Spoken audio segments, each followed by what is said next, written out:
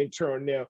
And we want to highlight Jason Wallace, my man, J-Dub, a Bethel High School graduate, class of 87 with me. I'm pleased to have been a teammate of his, but also just a real dear and personal friend. So Jason, let's let our audience know a little bit about what you've been up to. Let's start out by, let's just tell us a little bit about where you're from, how you grew up. Tell us about your great family, and what you've been doing when you did what you did, your accomplishments in football and then beyond. I'll start out by just saying, you played for Mallory, and when I played for Eaton, y'all used to crush it. So. We used to whip y'all up, man. I know. And back in that day, Rusty, I was playing like nose tackle. So we all had origins that started somewhere. Jason, real quick, what color was your helmet? It depended on the year. Sometimes it was burgundy, sometimes it was white, man. The white helmet. We had that M on the side. Yeah. We were I was white because we were so poor. And we just had white helmets, and maybe if you would get a decal, you could put up there. And we had great face masks, like Penn State, which is why I hated Penn State's uniform. But go ahead, Jay. No, man, but like you said, Bethel High School. Shout out to the Bruins, class of '87. We had some great guys that came out of Bethel during that era. And to be honest, it was how I started at Bethel. I was myself, Carl Francis, who's the director of communications for the NFLPA, William Beverly, who coached at Bethel, played at Virginia Union, and Ray Ransom. We were the first 8th graders to play JV football in the city of Hampton, because middle school sports were abolished in our hometown. Right. So we went from intermediates in Little League football. We skipped the junior level, and we went straight to JV as an 8th grader. And, the people that I had an opportunity to play against and see the level of competitiveness at the high school level, it was an eye-opener for me, and it was one of those things where I wanted to do it, and I knew I was going to have to continue to step up my game in order to be able to play and get on the field. So I played quarterback in high school, played safety. We ran a hybrid wishbone I formation, but the option was still our bread and butter. Well, our coach won 2 state championships running the wishbone, right? Yes. I think Frank 1 year when he was quarterback, he only completed 14 passes and won a state championship. Yeah. But Jay, you remember this? Jay, when we had 2 offenses our senior year, we had a running offense with Jason running the wishbone, with me at fullback and William Beverly, or either Michael Dula, my brother, or Roger Harrison. And then we had the passing offense, and it was Kent and whoever. Yeah, Ken Johnson. Then we were split, and it worked one game against Denby, but then the next game when it counted against Hampton, they had to film. I truly believe if we had saved that attack for that Hampton game, we would have won the district. But it was like you running the wishbone. That was a good move, Well, we might have to bust out some old film, but I used to ride that mesh point with Rusty at fullback, man, all the way up into the offensive line. Then I'd snatch it out and run around the edge. You always snatched it out and pitch it. But no, it was some good times, man. But came out of Bethel, went to UVA. It was one of those situations where I was getting recruited by both.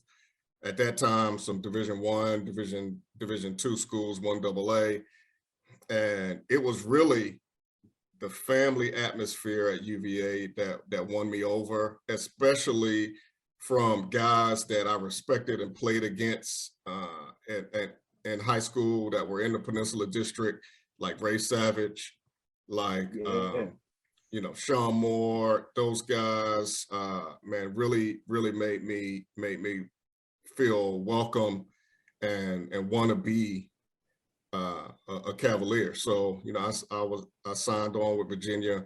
It was interesting. I was 100 and 64 pounds, soaking wet, my first day of camp at Virginia. Smallest guy on the team.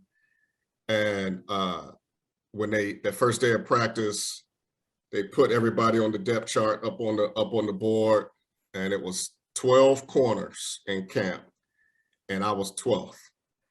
And I remember coming back to the dorm and making a collect call. We might have to explain that to the younger viewers, what that is, Rusty. Right. Yeah. You know, making a collect call back home to my mom and dad, and saying, look, I might have made the wrong choice.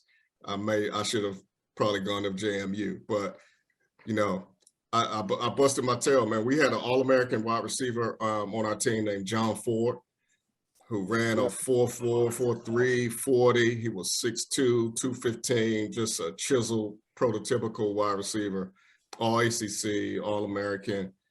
And every day in camp, man, I was jumping in line to go up against him in a one-on-one drills. And my mentality was, if I can be a step close to him on any given route, I'm gonna be eating up everybody else that I play against. Yeah.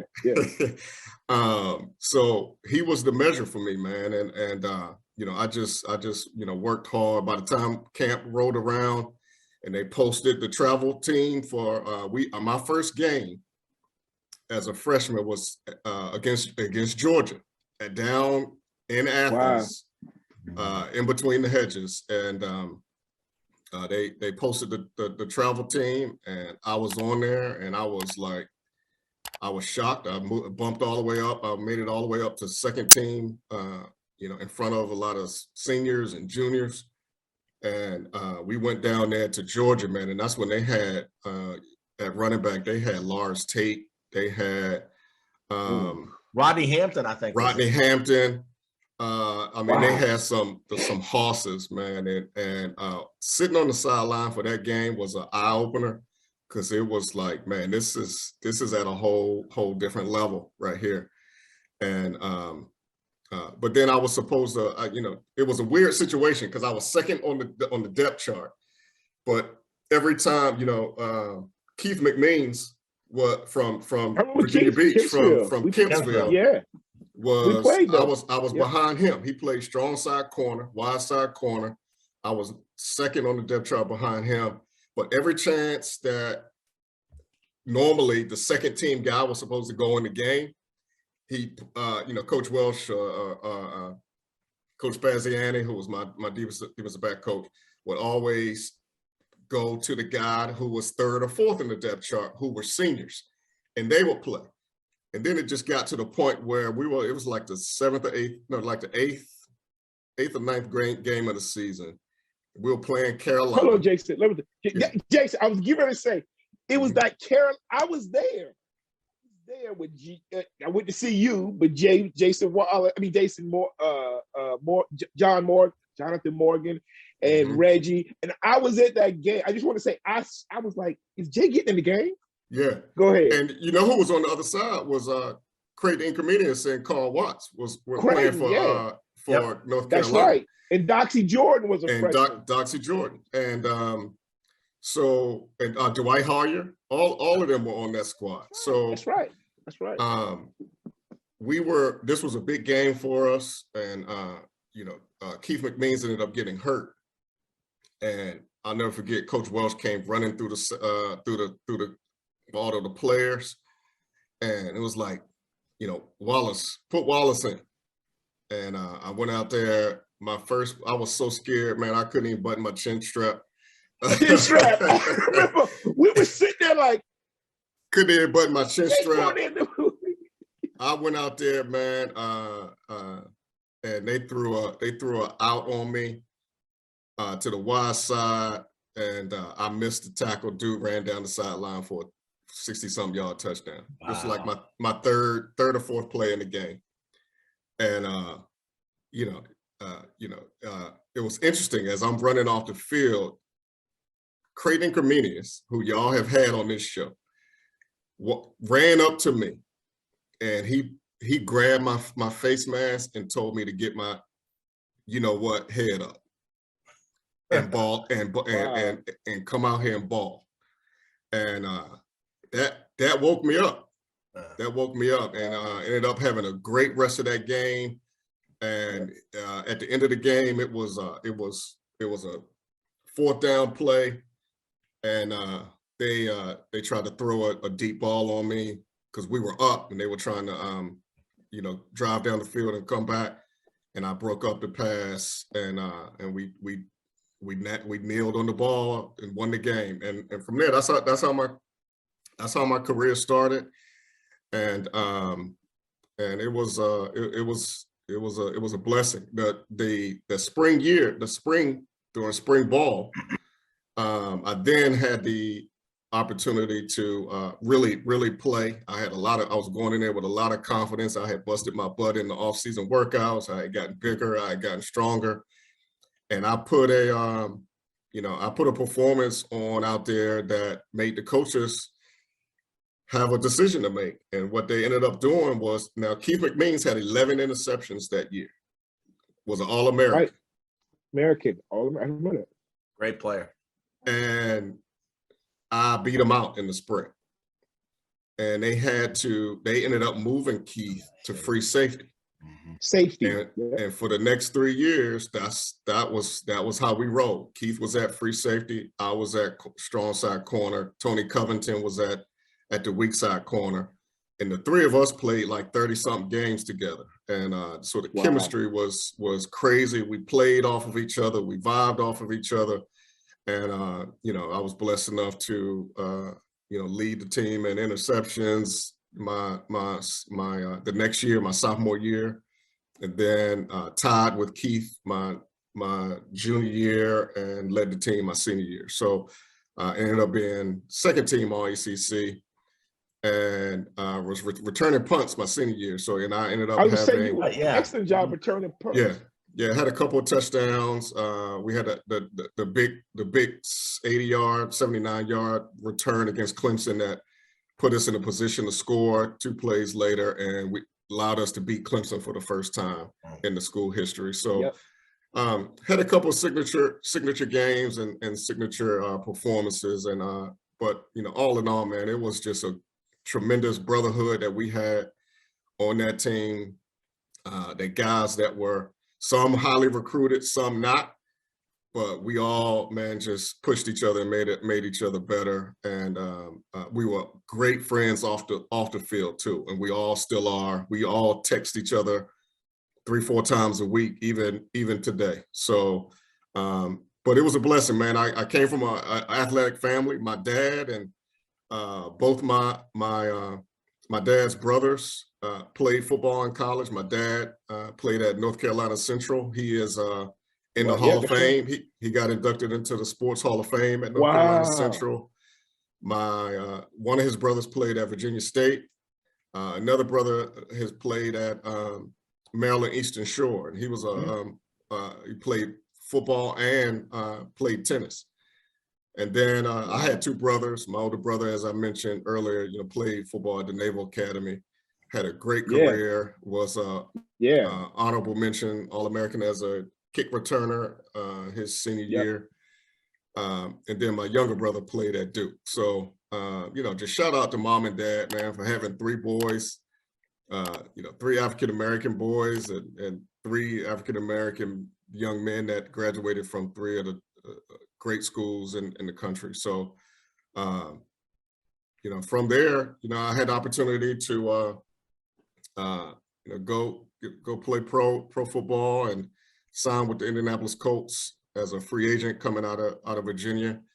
It was funny because back in that day, the draft was like 12 rounds, right? And from the 6th round on, man, I was getting phone calls from coaches, for the last 6 rounds of the draft. Didn't end up getting drafted. And the number one thing was my size. Every coach was just questioning my size and if I could, my body could withstand a professional season with those many games. And I was just like, man, give me a shot. I'm you can't measure heart and will. And I'm still only going to continue to get stronger and bigger. So, but the coach gave me a shot. I had a great camp, man. And this was back in the day when Eric Dickerson he was finishing his career with Indianapolis. Oh, wow. And, he really took me under his wing, man. And because our lockers were side by side, because he was, 29 and I was 33. So we were, a couple of lockers down. We got a chance to talk a lot and really, really advocated for me. It was one of those situations, they cut me, but they, keep me around, then sign me back to the practice squad. Then I'd be active a week. And then, just that whole rigmarole. And then we lost 2 offensive linemen in a game late in the season and had to bring some offensive linemen into the practice squad and ended up that rigmarole, man. I got sick and tired of that. I ended up finally getting released. And I decided at that time to play in that's when I played in the World Football League that following spring. Yeah, okay. And that's when I went up. I got drafted by the Ohio Glory. Y'all got to Google that when you get a chance. We played in Columbus, Ohio, at Ohio State. We played in the Horseshoe, was our home field. And my head coach was Larry Little, Hall of Famer from the undefeated Miami Dolphins. Dolphins, yeah. Wow. And my position coach was Dennis Thurman, who was a Cowboy of the Cowboys fame. Yeah. And man, let me tell you, it was the best experience of my life because I learned more about football from Dennis Thurman than I had in 10 and 12 weeks than I had learned my entire career. And let me give you an example of what I'm talking about. And my brother helped teach me this, and this was the start of my learning curve. We were playing Illinois in the Citrus Bowl. We were 10-2 that year. We had a great year at Virginia, and Jeff George was the quarterback. Now, if y'all remember Jeff George, oh yeah, he could flick the ball 65 yards with no effort. Yep. And his arm was so strong. And it's funny because when I went to the Colts, I was playing with him. He was a quarterback with the coach. Right. And that's right. One of the things I learned was in college, the average arm of most quarterbacks, the breaking box, which means when a receiver's coming off the ball and he's making a break into his route, is about 8 to 12 yards, depending on the speed of the receiver, depending on the arm strength of the quarterback. So at that point, if I could stay in my back pedal through that breaking point, then I can read whatever route he's going to run. We were playing Illinois, and Jeff George, his arm was so strong that their breaking box was 14 yards. So what was happening is we were all turning and running too soon, and then they'd break off and run a dig route or come back. And as Jeremiah, when as a defensive back, you get your hips turned, you can't, by the time you turn back the other way, the ball is up on the receiver, and he's caught a first down ball. So it's that kind of education of the nuances of the sport that I learned either from my brother, who learned it from Nick Saban, or from Dennis Thurman, who played, for a whole bunch of years for the Cowboys, that I was able to carry throughout the rest of my career. So after the World League, two of us, we were the sorriest team in the league. We were 1-9. I had a high ankle sprain in the very first game of that season and didn't play again until the 6th game. And even then, I was only playing in games. I wasn't practicing at all during the week. But Dennis Thurman knew this was my shot. You go to the World League and you don't ball, you're not getting another shot on the NFL team. And he believed in me and let that be my schedule. And I was blessed enough to sign with the Cardinals after that. And there was only 2 of us from that team that signed with NFL teams. One of them, it was me and George Kuntz. Now, if you don't know that name, George Kuntz was a linebacker that started with the Packers, won the Super Bowl with Brett Favre. So he and I were the only 2 to sign with the NFL team. My ankle was still so messed up. I failed my physical when I first signed my contract. So I couldn't even practice with the team all through the summer. I went back home to Hampton and rehabbed and worked out. Was up at Bethel doing all my work, and then passed my physical. So went into camp, and I was opposite of Aeneas Williams, who is a Hall of Famer. Yep. Which was funny because we reunited when I went to the NFL Combine. Aeneas and I were roommates. So then so it was funny how my career was kind of circling back with with these reunited partnerships. Then after that, I was there for a while and then got released, and I came back home, and that's when I coached at Bethel. You won a state championship, right? Won the state championship. Right? Yeah. Wow, so, y'all had a great coaching staff. Yeah, man. It was myself, DeRock Kroom, state championship, quarterback from Hampton High School, played at Hampton University. Both Incomenius boys, Creighton and Miguel. Myself, his dad, the Inco's dad, Victor Morgan, who played at Bethel back in the day with those state championship teams as well. Kaz and Roger Bouchard, and we just and it was the infusion of new stuff, from Inco, myself, having just come out of the league, that we were able to, and then you have a talent like Allen Iverson on the field to execute those things. We had a great year and won the state. So that's my football career in a nutshell, man. What you're up to now, Jason? Because you've got a very impressive professional career. Why don't you tell us about your professional career and your family? Yeah. I moved down to Texas back in 2000, right about 2000. I tore my shoulder up after the Colts, and I went and signed with in the Canadian Football League, and I played up there for 5 years. I ended up tearing my shoulder up. Went back to UVA to Dr. McHugh. He told me to go down to Texas to get my surgery done by a specialist down here. And I did that. I rehabbed for like almost 14 months. My shoulder was that bad. And I just planted my feet, man. And it was one of those things where I had to make the decision that I want to come back to Virginia and kind of, ride my name, ride, my dad's name, and hopefully have a good career doing something, whatever I choose to do. But for me, I really had this burning desire in my heart to start somewhere where every accomplishment that I was able to achieve, I knew it was off of just the merit of my work and not my name. I was down here, nobody knew who I was. Nobody knew my name. Nobody knew this or that. So yeah, I started working, man, and ended up going back to school after 9/11.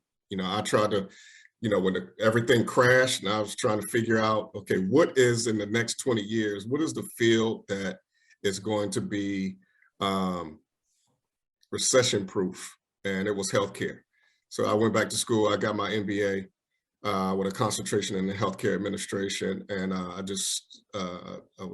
started working for the big county hospital down here in Dallas called Parkland Hospital.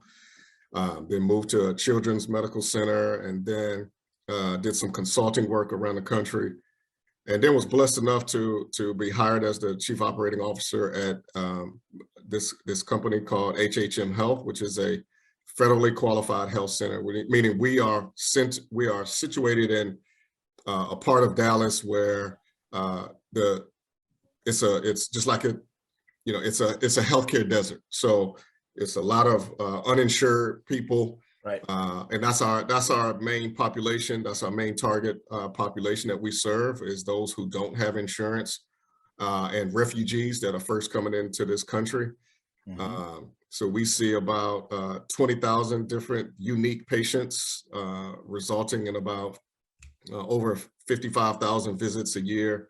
We have 4 locations, about 115 staff members, and I'm the COO, and I'm able to run all the operations of this organization. And next week will be 4 years for me here. So it's been a blessing, and I'm married. I have 3 kids. I have a stepdaughter who's 14, who's 15, and playing basketball at the JV level in high school. And I have a 7-year-old little girl who's doing everything from gymnastics to basketball to circus camp. So she's up there on the trapeze doing all kinds of crazy stuff. I don't know where she got that desire from, but she's doing it. And my son is 4, and he's right now delving in basketball and soccer. So both of them are in dual language program in elementary school. And hold up, Jay. Are they taking Spanish? Yeah. Yeah, there you go. So Jay, so Jason, right, especially down there in Texas. But Jay, hold on. We used to be in the same Spanish class, right? Yes. And Miss Summers, remember when she called us? We were her. She said she even wrote in my yearbook, "To you and Jason are my 2 favorite footballistas." That's it. That's it. Yeah, I still talk to her today. Yeah. Oh man, so let me Senora Summer. Big shout out to Senora Summer. There you go, Senora Summers. That's right. Listen, Senora Summers. I tell people to this day, you were my favorite teacher throughout my whole high school career. Now, right there, right with it was Miss Bailey, Miss Ritt. Yeah. But those 2 together were 2 of my favorites. But I remember thinking, I never really did all that well in Spanish. I don't want my son to hear this because he's struggling with Spanish now. But I had fun in the class. I had Jay, I had Kim Hagwood and a bunch of people. Oh, and I remember thinking to myself, and I came back, I said, I will never need Spanish. Why would I need Spanish? And the funny thing is, because I think I was like straight C's for 3 years. But I remember I graduated, I got a job at the State Department, Jay. And my job, I would negotiate tax reciprocity issues with Spanish-speaking countries. And I was like, oh no, I came back and spoke to her class and said, if y'all don't think you're gonna need this, you never know. But not just, from that perspective, that was only about 5 or 6 years after being in school. But now just the way this country and Spanish speaking has really taken off because we have so many people from all over the world. Definitely, like, I wish I had, invested more time into it. I tell my kids now, man, like, if I had spoke Spanish, I also might have talked to some different honeys, but I'm happy. Yeah, it helps in all ways, man. No, but they started out in a total immersion Spanish daycare, and now they're in dual language, where it's 50% English, 50% Spanish, and all the way through 9th grade. So they will have completed all of their language arts credits by 9th grade, and by 6th grade they should be fully bilingual. So it's supposed to be good for the creative side of the brain and all of that good stuff. So they like it so far. Well, you're also going to be. So for y'all, I was going to just say that a generation from now, and a second generation from now, with the Latino growth in this country and Hispanic speaking people, as far as business, that's going to be very, very big in this country. It's going to be huge, and I'm just glad that my wife and I agreed on that this was the route we were going to go for them, and I'm glad. I'm even more ecstatic. We have these parent teacher conferences, and I'm just like, and hearing them, the teachers rave about how well they're doing, really is makes me feel good about the decision. So we'll see. All right. So people that don't know, I really like Jason Wallace is really just legit good dude. Like I not only am a dear friend, but also Jason, I was a fan, man. I'm pulling for you all through those years at UVA and the pros. But Jay's also just like a real dude. Like he never was and like Jeremiah, never like up here, but he's always like, he's like, hey, Rusty, you my boy. Like he never was thinking he was better than anybody. So real good dude. Jeremiah, same way. Much love. Jeremiah, do you have anything for Jason? Your experiences playing high level football, and then just the great experiences you've had post football. You're a family man. Any feedback or any thoughts or questions for Jason? No, man, it's funny just seeing how it aligns. Our oldest girl, she's 15, sophomore in high school, playing JV basketball. Just just picked up from practice. Yeah, she's a Spanish 5. Like it's funny. Wow. It's just funny just hearing those things and those commonalities, man. And it's just good, and just for all those young people, because I see that there's some young viewers that are watching this, and so you're seeing this from people who have done some of the things that you want to do and go to those places, and play at a high level of football and go to these, universities and be like, like VCU, man, they're still undefeated in football, never been defeated. But like, never it's funny. You're undefeated in football. I'm gonna get that shirt one day. One Christmas, Rusty gonna bless me with that one. But no, I just say that, and I wrap it up with my time with saying that, to those young folks that are watching this, and really anybody that's watching this, never leave any stone unturned. Keep your options open, and just like try to take little bits and pieces and apply to what you're doing. Just like that little bit right behind you, right there. Like, man, like one day, you're gonna be a mom and dad, and you're gonna want to talk about these experiences and understand that there's things that we've been through before. And we're just trying to, we're just trying to lay it out there for you in that way, man. And just to any of the viewers that are viewing this, man, we're just real people just trying to have fun. You know what I mean? And just and do things the right way, in a prayerful way, man. Raise our kids the right way and be a better person in society. I just see it in the educational system every day. People, this is a tough time that we're in right now in our world. And just, one of the things that I pass on to somebody is, can you pass a little joy on to somebody? Something to send you on your merry way. You know what I mean? And so like, I would share that, find a way to be the light. You know what I mean? Like somewhere in this conversation, man, like we're all going to leave inspired from it. I thank you, Jason, man, for just, just telling some of your experiences. Rusty and Kirk, you guys always, you always bring the juice, but how we going to pass this on to somebody tomorrow? We're going to have a snow day, and I'm going to be working virtually, but I'm going to find a way to pass something on from today to somebody tomorrow to help them have a better day than they had today. You know what I mean? Man, one of the pieces of art that's in my living room that my parents had, that I have since, when I became grown, had a better understanding of what it meant. I went and bought that same painting, and it's a painting called "He Ain't Heavy," and it's a guy that's up on a pedestal, reaching back down with his hand to somebody else that's reaching up to uplift him, pulling him along. So, to your point, Jeremiah, that's what it's about, man. And I didn't mention this, but I coached football down here in Texas for about 12 years, and it was one of my biggest blessings was doing that and being able to pass some of that knowledge and inspiration to those kids, and seeing how well they're doing at the college level now. Not all playing sports, but the lessons learned from what we went through is paying dividends on the young men that they have become today. And it's one of my most proud accomplishments. So it is what it is, and growing from every experience is huge and very important.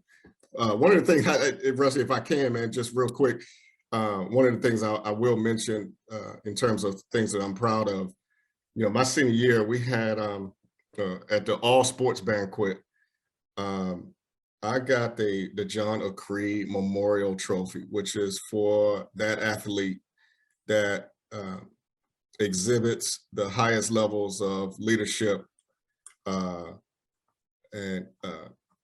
unselfish service to the University of Virginia. And that was with, the likes of Sean Moore and the Chris Slades, of the Terry Kirby's, the Paul Ehring, who won the 800-meter gold medal in the Olympics that previous year. Wow. Don Staley, all kinds of people like that. And that big trophy sits proudly on my mantle here in the house. And it's one of those things that, I want the kids to, it's one of the most important things that I want the kids to know about their daddy is that honor. So I appreciate it. And a lot of that, Jason, I was just going to say, a lot of that, Jason, is a tribute to your parents and your siblings. Absolutely. And one thing, Rusty, maybe we'll start to close out is, hey, ¿cómo te llama, papacito? ¿Cómo te llamo, buddy? ¿Cómo te llama? Hey, say me llamo Marcus. Me llamo es Marcus. Sí, sí. I got my earbuds on, so he can't hear you. But, okay. Yeah. Yo hablo español. That's about it. Hey, look. Don't say that if you really can. I know. So look, one thing I also want to touch on is the reason we do this show is that we're blessed, like, to have true friends that have made it in a very high level of sports.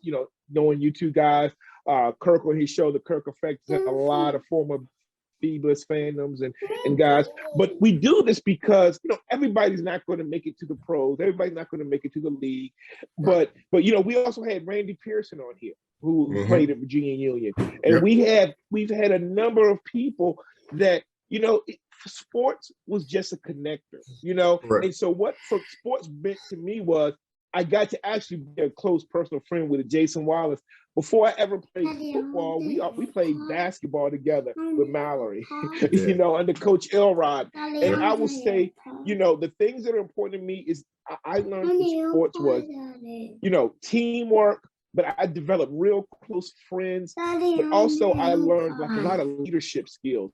In some of the things, yes, actually, George and Mary Wallace were tremendous impacting your life. But one of the things I think is they also, our parents had us in the community. So we were in the Omega League. We were giving and working in the community. So giving back has just been there. And that's how I actually got connected with Jeremiah, as a mentor. But guess what? What did Jeremiah and I do? We went to the father-son, middle school thing, and we won the football toss competition before anybody knew he was going to be a high school All-American and a superstar, but that connection Jeremiah and I had with sports, Kirk, he made the varsity basketball team at Phoebus. So he's got to have some skills, to play at Phoebus. He played tennis at Phoebus. He ran cross country at Phoebus. But now, we have this commonality. And so sports has done that. And so I just want to say, man, you guys are exemplary of that way you've given back. And I'll say this, when I look back at Coach Elrod, Coach Kaz, those were people, Coach Inco, that impacted my life and my coaching the last 20 years. I coached my son's youth program. I go watch Jeremiah coach. I was a part of coaching the championship youth football middle school program. And now I have kids that are playing high school football. And so just sports brings us together, and it's just a great thing. As we wrap this up, we want our audience to know a little bit more about Jay Will. So Jay, let us know something about you that people don't know. And I'm going to pull a couple of things out. So first, we do a little part. We go like Jason. So what is one of your favorite all-time movies, or is anything in particular you enjoy watching on television or the streaming, that you watch now, you got to watch, or something you watched it and that you're going to watch it every time when it comes on? Tell us a little bit, Jay. What's a movie that you're a big fan of, and maybe what you're into now? Man, The Hunt for Red October is one of my favorite movies, man. Love that. Love that. Love that one. And the other one is Gladiator, man. And two classics, man. And some of the storylines underneath and the lessons learned and in that are invaluable. And I could every time sometimes they're also old now that they're on regular TV channels. So randomly I'm just flipping through the channels, and I don't care what minute of the movie it's on. I will stop it and watch it to the end, man. And it's one of those things. Every time you notice a little something different, or it invokes a different emotion based off of where I am in my life at that time. And those are the two that I always enjoy watching. Okay, Jay, growing up, do you have any favorite professional teams that you like, whether it's football, basketball, or? Yeah, I was a 49er fan, man. Growing up, Jerry Rice, Ronnie Lott, Joe Montana, all of those guys. I love them. I love Randall Cunningham. I was a big fan of Randall Cunningham. And this is what happens, when it's so late. He just delirious. Man. 10 o'clock. Yeah, exactly. But those are my teams, and I also watched all of the NBA stuff. Back in that time, the Pistons, the Lakers, the Philadelphia 76ers, all of those squads were must-watch TV, and that's just what I did. But as a middle child, man, I spent a lot of my time looking and watching my older brother, and he was my role model. He was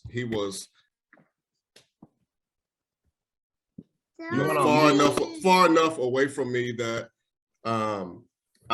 he was at a different level of life than I was, because he was 5 years but 6 grades ahead of me. And watching him all throughout his career at Navy just made me I wouldn't even sit up in the stands with my parents. I was down on the first row, right behind the bench, squatting right behind the rail, and just watching everything as close up as I could about him, what he was doing, all of the interactions on the sideline. I just knew I wanted to be there one day, and so that was it for me. Okay. Hey, Kirk, I just want to start a new piece of our segment. Everybody can be involved in this, and it's not to slight anybody that you don't name, but knowing you guys, and I thought about this. Can you name 2 or 3 people that's actually in your cell phone that you could text that might be kind of famous, that you actually know? Now, I know, Jay, you got a lot of people and you don't want to leave anybody out, but is there somebody you could write me and people will be like, oh, you got Jeremiah the same with you, and Kirk the same with you? I'll give you an example. I actually, and this is one, I'll take it off your list, probably, Jason. I have Sean Moore's phone number. I could text Sean and he'll text me right back. Got to know him pretty well because he was friends with some of my family. But is anybody like that? Well, I mean, of course, your roommate. The number one person would be Allen Iverson is the big one. Doesn't get much bigger than that. You win. Sorry, that's like Allen Iverson. He said it real casual, and it always comes back to Bethel. It's always gotta come back to Bethel Bruins. To Bethel. That's my dude, man, and it was we've kept a great relationship throughout his career, and he's my one. What about you, Jeremiah? What about you, Kirk? Okay, Did good. Jeremiah say? I mean, I don't know. I'm trying to think. I mean, like LeVar Arrington, Anthony Spice Adams, I'm trying to think. Your roommate. My roommate, Larry Johnson. Larry Johnson, yeah. I mean, so it's not. It's after you say Allen Iverson, it's not like we're like he's Texas Jordan. You know what I mean? Like you're like, who you gonna hit up? Carmelo? Like I'm sorry, Michael Vick. You know what I mean? Like I don't got those guys, so that was tough to beat. Yeah. No, man. Everyone you name, no. I mean, and I'm not trying to have any competition in terms of this, but like it's just interesting that we know some of these people, and I just think it's would like to hear some of those. What about you, Kirk? My cousin by marriage is Carroll Dale, who played for Tech, played in the 1965 championship that the Packers won. Jim Brown played in the first Super Bowl and the second Super Bowl. Played with Bart Starr, and he's from my mother's hometown. And developed a friendship with him and call him every few weeks. Great guy. Better person than a football player. He's in the College Football Hall of Fame, Virginia Tech Football Hall of Fame, and the Green Bay Packer Hall of Fame. And it's pretty cool because he knows Nitschke. I mean, he knows Henry Jordan. He knows Bart Starr. He knows all the current guys, Favre, Aaron. And he is the nicest man ever. And he's a devout Christian. Great example of a person where sports can take you. And by the way, he's from a tiny little coal town called Wise, Virginia. Wow. Yeah. Well, the fact that I got Jason Wallace in here, I'm the winner. And Jeremiah Davis. Yeah. All right. Well, thank you, Jason. Man, we appreciate you being on the show. This has been an honor. We went way over our normal time, but we feel like it's a lot of people that wanted to hear your story, wanted to get the information from you and Jeremiah about UVA football and the direction it's headed. I think this is one of our best shows ever.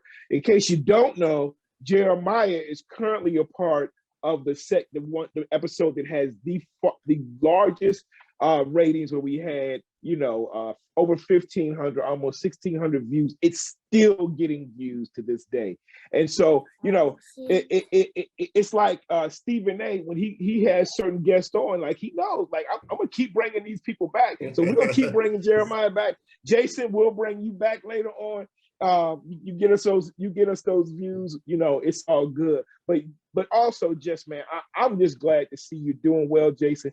I don't know if you want to plug it, but Jason, dude is so humble. He's done so many great things. Jason is also a very well accomplished and actually famous Zumba guy down in Texas, in the Dallas area. Jason, you want to tell us a little bit about that, or you want to plug what you might be doing down the line, or what you have done?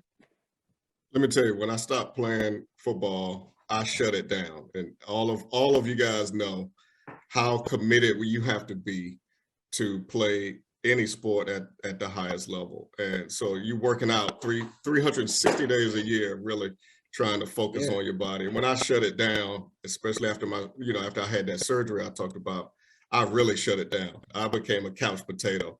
And it was one of those things where I started looking down, and it was like, man, I gotta start working this gut off. I would go to the gym, man, and get on that Stairmaster like we all have, and you start, you on that Stairmaster, like you try to spice it up, and you go sideways and everything, man. I flipped the towel off of the screen, and I burned 230 calories. Now I had just eaten a honey bun that was 400 calories before I went to the gym. So I was like, man, for 30 minutes, I ain't even worked off my honey bun. Right.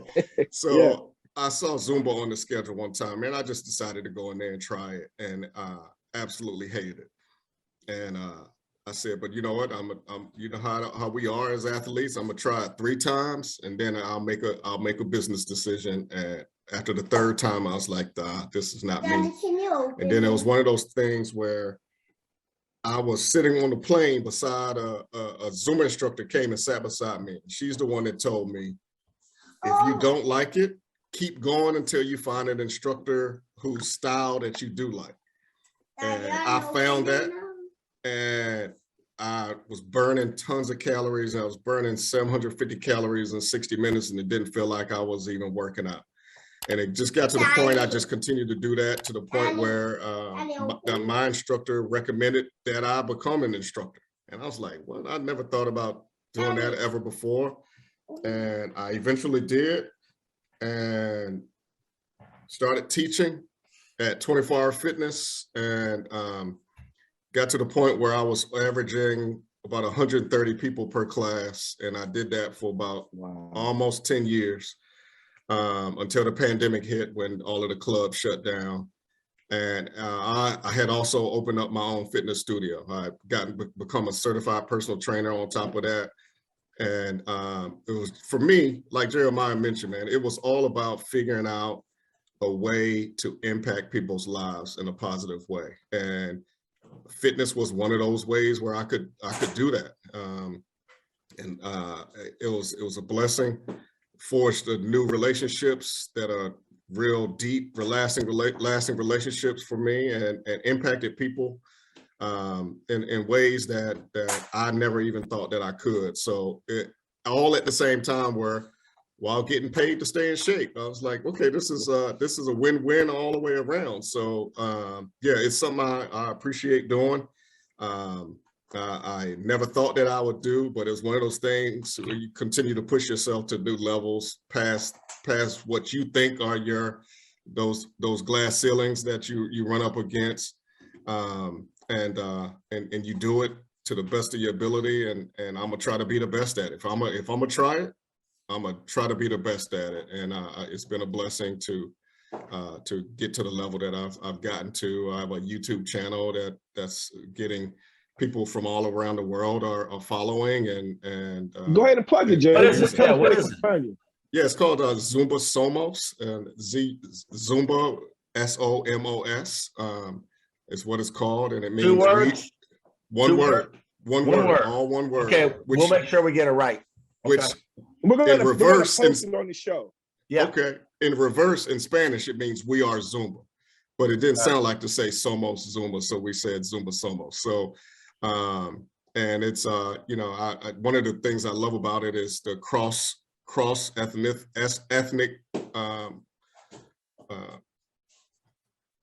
ethnicities that are in my classes from all over the world, and that's why I named it Zumba Somos. And it's people from all over the world that's following it and using it as their mechanism to stay in shape. So I appreciate it. Yeah. Good. So Rusty, I'm going to take us out. And I just wanted to say, Jason, we're proud of you. We're all three 1987 graduates from Hampton City Schools. And, you go into UVA, and we go to college with guys that went to Georgetown Prep and boarding school. And it's just like, hey, you got those opportunities, and sports have played, a big part. And then, Lone Tran, who was y'all's valedictorian, she grew up near me and was going to go to Phoebus, but they moved to the Bethel District. So her older brothers are friends of mine.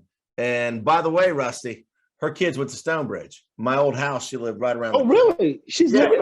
I didn't even know that. Wow. And there's so many successful people from Hampton outside of sports, and I'll close it off with Margot Lee Shetterly, who wrote Hidden Figures, and she's now back in Charlottesville. She's an adjunct professor, and she's getting ready to write some more books. And there's so many more stories like that, people from sports, but there's also people. I know that she is a Bethel grad, also class of 87. Who's that? Margot Lee. No, she's Phoebus, bro. Oh yeah, Phoebus. She went to UVA. She's my year in UVA. She went to UVA. She went to UVA. Don't be trying to take credit. She is Phoebus, yeah. She's UVA. But Lone, she's UVA. Lone went to Bethel. And she went to UVA too, right? Yep. Lone went to UVA. She did? Okay, I don't even remember that. Yeah, she went to UVA. And she was an athlete. She actually played tennis at Bethel. Yep. Yeah. Yeah, her brother Wook went to the Naval Academy, and her older brother Khan, who went to HRA, went to the Air Force Academy. And if you talk to Academy guys, no offense to the Naval Academy, they'll kind of tell you Air Force. I've had some Army guys, West Point guys. But anyway, Jason, Jeremiah, thank you for staying up with us. This has been a lot of fun. And I know at this point, we probably got a lot of 757 people watching. So we're going to plug your show, but we're going to have the legendary third winningest coach in U.S. history, Hampton Crabber coach Mike Smith. I talked to him earlier today. He's going to be a great guest. People are going to find out some things about Coach Smith they've never heard. He's from very close to Wise, where my mother's from, and he played with Carroll Dale, the Green Bay Packer Hall of Famer. And basically, he's going to be on. We're going to have a lot of fun. We're going to, some people are going to find out some things about him. The year he got to Hampton, you won't believe how early he got there. So that's going to be fun. We're the Kirk and Byrd Show on YouTube. Please subscribe. We're going to get you a bunch of subscribers, Jason, on Zumba Somos. Have that overlaid. And our YouTube channel is the Kirk and Byrd Show. And this has been a great night. A lot of fun. I think this is our best segment, Rusty. Oh, yeah.